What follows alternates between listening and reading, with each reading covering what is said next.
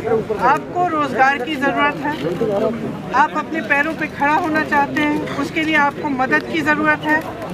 आपकी जिम्मेदारी है कि इस चुनाव में आप उन मुद्दों पर चर्चा कराएं जो आपके मतलब के मुद्दे हैं।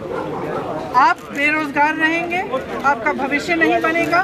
तमाम पॉलिटिकल जो पार्टीज हैं, जो राजनीतिक दल हैं, सिर्फ इधर उधर की बातें करेंगी, आपकी भविष्य की बात नहीं कर रहे हैं, आपके विकास की बात नहीं कर रहे हैं। हम कह रहे हैं कि विकास की बात होनी चाहिए। हमने नौजवानों के लिए एक अलग घोषणा पत्र निकाला है, उसका नाम है भर्ती विधान, क्योंकि हमने सोचा कि हर राजनीतिक दल कहता है कि 20 लाख नौकरियां दे रहे हैं, हम 25 लाख रोजगार दे रहे हैं, लेकिन ये कभी नहीं कहते कि ये रोजगार आएंगे कहाँ से, किस तरह से दिए जाएंगे। तो हमने ये तय किया कि नौजवानों को हम बताना चाहते हैं कि आपको रोजगार हम कहाँ से देंगे, कैसे आएंगे ये रोजगार। 12 लाख रोजगार जो सरकार में खाली पड़े हुए हैं, उसको हम किस तरह से भरेंगे। आप अगर अपना छोटा बिजनेस शुरू करना चाहते हैं तो किस तरह से सरकार आपकी मदद करेगी। आपने देखा होगा एनटीपीसी के जो छात्र हैं कितने त्रस्त हैं, परेशान हैं, प्रदर्शन कर रहे हैं, उन पर लाठियां बरसाई जा रही हैं, लेकिन कोई उनकी बात नहीं सुन रहा है। 2 सालों से मैं यूपी में काम कर रही हूँ, मैंने बार बार देखा है कि जब ये टेस्ट आते हैं, जब ये भर्ती के जो एग्ज़ाम होते हैं, या तो रद्द हो जाते हैं, या तो पेपर लीक हो जाता है, या फिर एग्ज़ाम के बाद कट ऑफ चेंज हो जाता है। और तमाम ऐसे स्टूडेंट्स हैं, ऐसे नौजवान हैं जिनके करियर बर्बाद हो चुके हैं, जो 5-5, 6-6 सालों से इंतज़ार कर रहे हैं इस आशा में कि मैंने एग्ज़ाम दिया, मुझे नौकरी मिलेगी।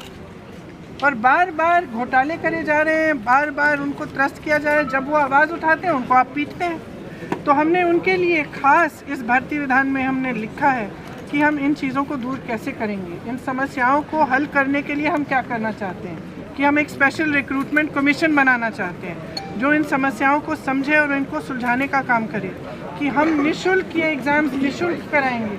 आप अगर ट्रेन से जा रहे हैं या बस से जा रहे हैं इस एग्ज़ाम को देने के लिए, तो आपको वो भी यात्रा निःशुल्क होगी।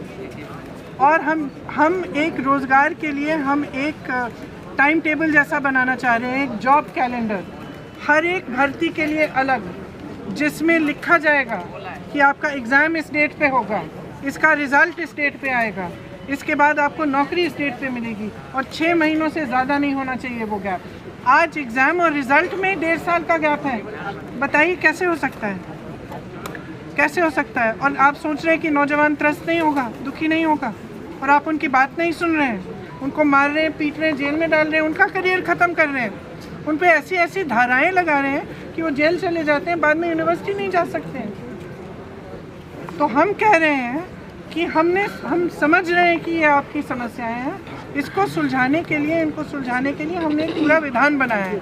इसको पढ़िए, ऑनलाइन भी पढ़िए, और जहाँ से भी आपको ये उपलब्ध हो सकता है आप उसको देख के पढ़िए, क्योंकि हम ठोस बात कर रहे हैं, हम इधर उधर की बातें नहीं कर रहे हैं। हम कह रहे हैं कि चुनाव असली मुद्दों पे लड़ा जाना चाहिए, विकास पे लड़ा जाना चाहिए।